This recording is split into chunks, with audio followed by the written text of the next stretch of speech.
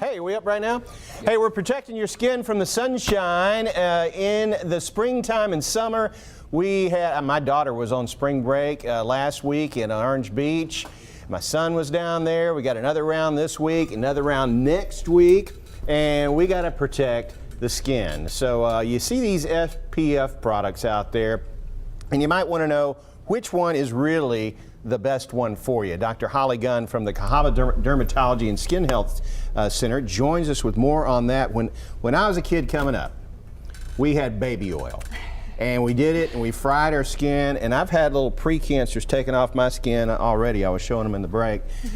We're paying for that now, right? Absolutely, and I was right there with you. I'm from Mobile. I was at Orange Beach all of the time frying my skin. And that's before you ever got into dermatology and all that stuff? Before I got into dermatology. Now I know better, and now I'm seeing patients every day coming in with skin cancers, patients even coming in for different reasons, and we're finding their skin cancers on them because some of them can be subtle, and the subtle ones can be disfiguring if they're left on there a long time. And then of course there's melanoma that's life-threatening, and the incidence of melanoma is on the rise. So we need to protect ourselves. But one of the reasons I came in is because the FDA just made a new proposal on sunscreens.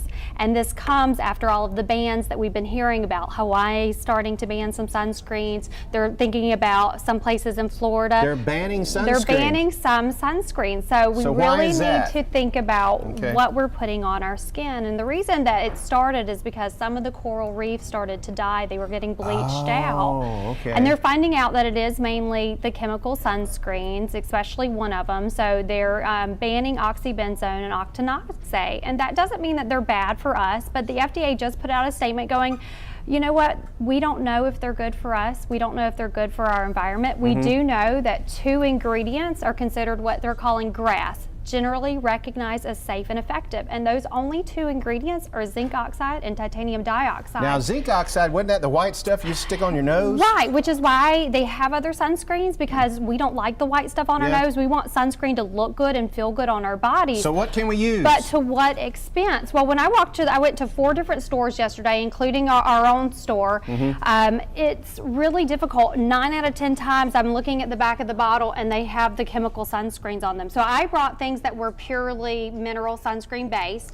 These are the ones that are good for you? Right. But even as a dermatologist, I had to turn the back of the bottle around because here they are, they're saying they're for kids and yet they still have the chemicals in them. They're saying that, oh, these are the ones that are more organic, and I turn them around and they still have the chemicals in them. And I'm not saying that the chemical sunscreens are bad, because actually these are products that I use, and I'm not going to stop using some of the ones that have the chemicals in them because they look too good, and they also have other ingredients in there that they're worth it to use. We've got like 60 seconds left. Okay. What is safe for the environment and is going to keep us from getting cancer? What's the best ones you can recommend? So soon you're going to see the ingredients on the front of the bottle, but turn the back of the bottle around. Look for zinc oxide, titanium dioxide, especially for the body. Especially for the body, because for the face it's not as important, because the face you really want something that looks good, but for the body we're putting way too much in the environment of the chemical sunscreen. What SPF do we need to go for? 30 or higher. 30 or higher? If you're in direct sunlight, 30 or higher every day on the face, 15 or higher. Now I heard a rumor that if it says it's above 50, that's just not even true. They're going to change that to 60, and higher is better, but to what point? And higher gives people a false security. If you're wearing sunscreen and you're out in the sun, you need to reapply every 2 hours. It doesn't matter if it's SPF 100 or SPF 30 or SPF 15.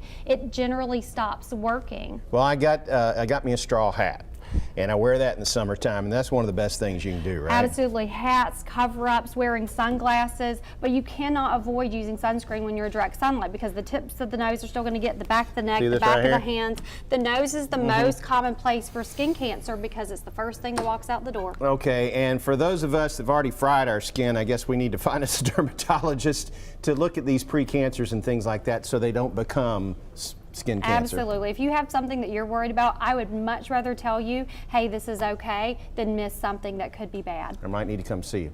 Come on in. All righty. We'll be right back. So look, I do have